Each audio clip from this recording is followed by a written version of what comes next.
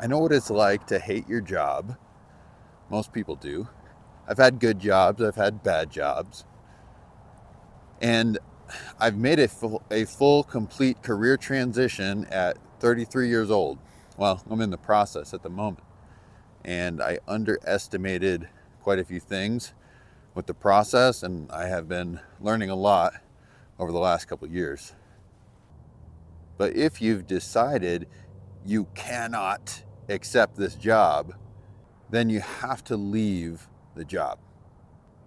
You can't stay at a spot you've determined you don't belong. You have to leave, because in all the time that you spend there habituates this kind of time wasting stagnancy.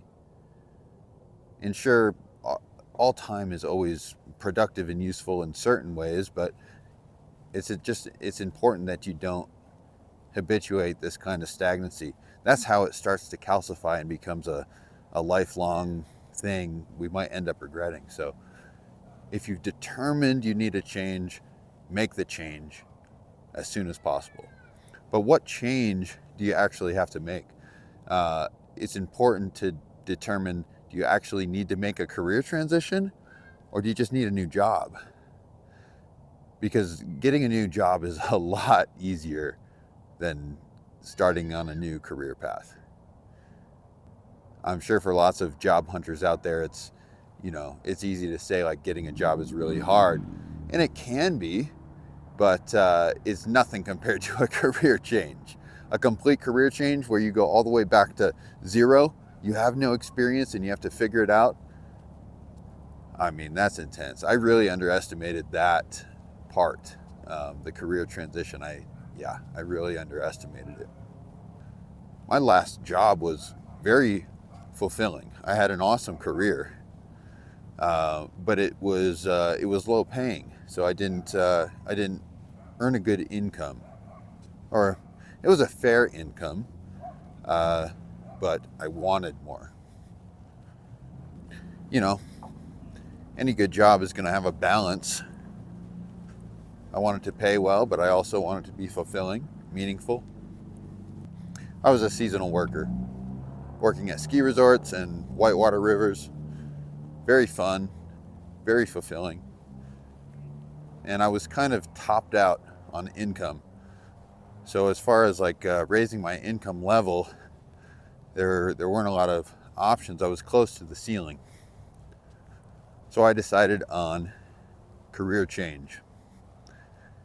And I went pretty full blown with that career change.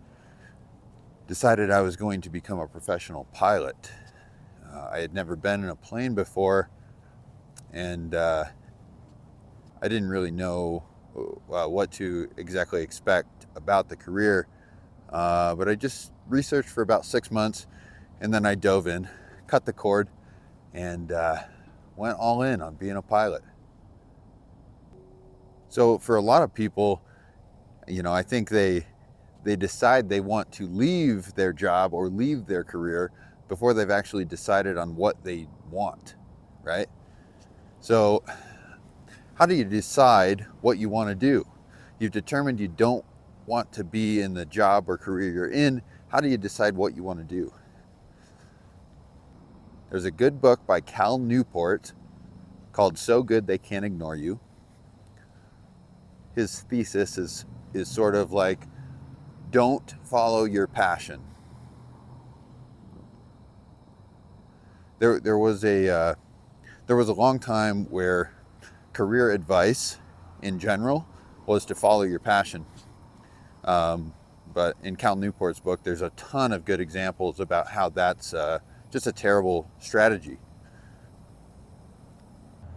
When people think of passion, they think of like, I'm passionate about dogs, or I'm passionate about helping people. I'm passionate about solving the homeless problem. I'm passionate about nature and the outdoors. I'm really passionate about football. That's my favorite thing.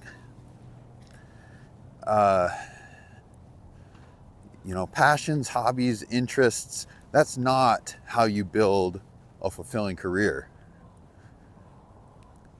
You want to determine what motivates you, And so you can look more to actions and habits and tasks that actually motivate you. So that's a totally different question. Instead of asking what you're passionate about, what you're motivated by. So anyways, you have to find the tasks that motivate you. And then you can look for jobs with those kinds of tasks or activities. Or you could look for an entire career that focuses on that.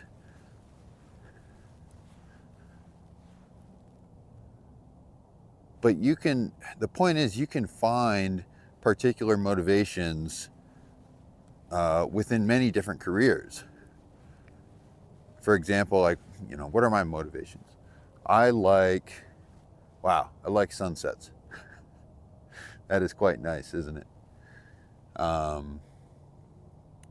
seriously, I'm motivated by physical movement. I love physical movement. So whether it's skiing, roller skating, rock climbing, it's not for the adrenaline, it's for the movement. It's very easy for me to initiate a practice that involves movement. If I decided like I wanted to become, a competitive roller skater or something, it would be very easy for me to do that an hour a day because I'm motivated by it. Specifically when it comes to being a pilot, I'm motivated by the fact that it's a decade-long learning process. I'm going to have so much to learn over the next 10 years. Constantly, every year it's going to be like, I got to get a new type rating or aircraft certificate. There's going to be a long road of learning, and for me, that's a motivating thing. As soon as I get done with my commercial written exam in the next few weeks, on to the next thing, and that's kind of nice for me. And then with being a pilot flying planes, the movement is incorporated into that. One of my motivations is incorporated in flying. That's great. And then another motivation for me, I love seasonal work. I love block time. I love big vacations. I want to be able to take a month to go to Costa Rica and hang out on a farm, for a few weeks.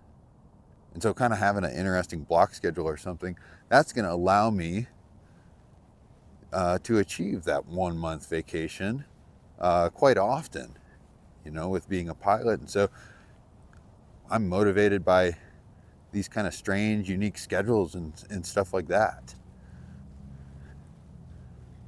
So those motivations I can apply to many different jobs and careers, right?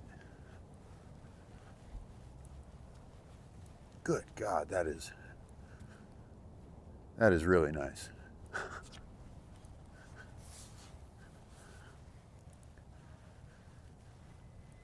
And then if you finally do decide on something that you want to do, that you're excited to do, you're going to have to overcome a lot of fear. What if I fail? What if I can't actually do this? What if I can't pull it off? What if it doesn't work? Yeah, it's a serious question. If you're going to do a career transition, you're going to have to figure that one out for yourself.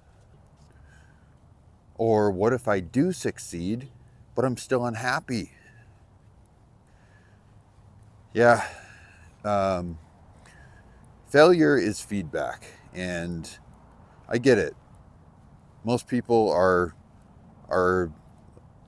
uncomfortable with failure, but you need to recognize that it's feedback.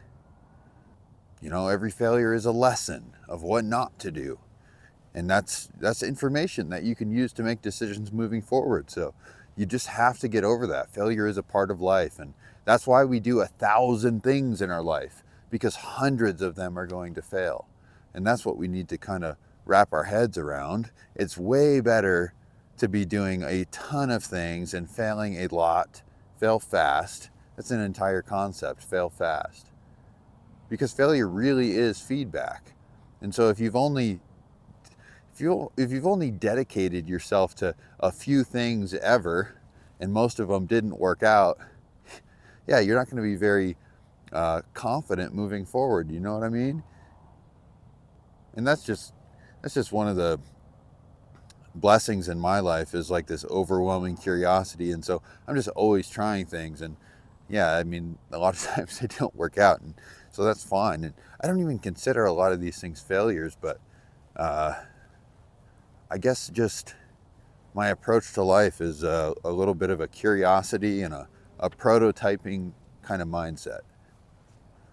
And then it's another huge fear is like, what if I try this change and it doesn't work out? What if it doesn't work out financially? You know, what if it's a bad financial decision? Yeah, I guess that's probably a pretty important question to ask as well. And yeah, you just got to solve these problems, you know. If you don't have any assets, yeah, that's a little more of an important consideration. But if you have a somewhat healthy retirement account, maybe you own a couple stocks, maybe you've got a house with a lot of equity, you know, those are all ways of hedging against financial failure. And recognize, like, when you embark on this career transition, see how much you can perform and execute and test before you make any financial obligations. So maybe don't quit your job right away, or if you did, maybe don't take out those student loans for your new career right away or something. Yeah, and so how do you do it? Is it, what does it really look like? Yeah, it's kind of a question of like, should I cut the cord and quit my job and go start something new? Or should I do a slow transition and keep my job and work at the transition while I keep my old job? Cutting the cord, it's gonna provide like a high motivation, but also high stress, low stability. Whereas if you went with the slow transition, it's going to be kind of low motivation, right? Because you're comfortable, you're stable at your job. But at least you go that route, it's not stressful.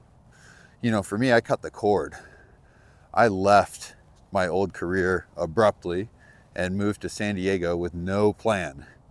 And so, you know, I just got a job at a restaurant at the beginning of the transition as I was figuring out how to do flight training. And now I'm literally just working odd jobs just to get by while I figure out how to become a professional pilot as soon as possible. It's incredibly stressful due to the financial constraints, but I'll tell you what, I'm pretty damn motivated. Every morning I wake up and I'm like, oh my God, how do I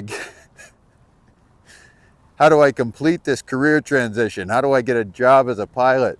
So every day I'm working towards it and working pretty hard at it. So high stress, high motivation.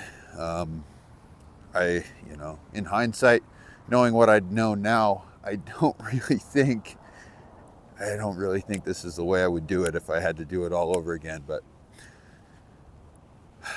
sometimes, life works in mysterious ways. You know, I guess when it comes down to it, so much of our lives are dictated by fear. Fear is making so many of our life decisions for us.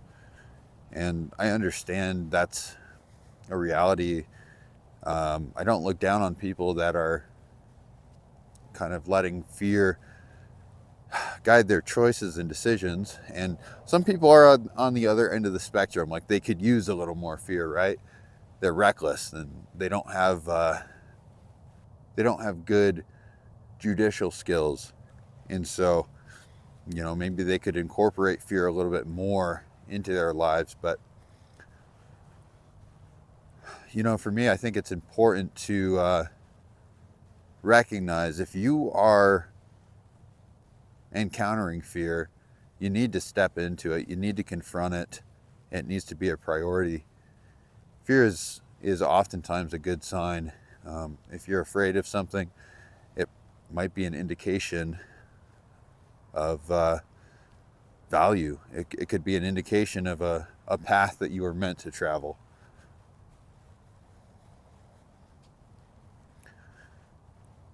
And that's easy to say sometimes, more so than others. But as far as I know, at 35 years old, that is a piece of truth that I live by. And I'm going to keep living by it for now. So good luck with your transition. Change is inevitable. So make the most of it. Thanks for watching.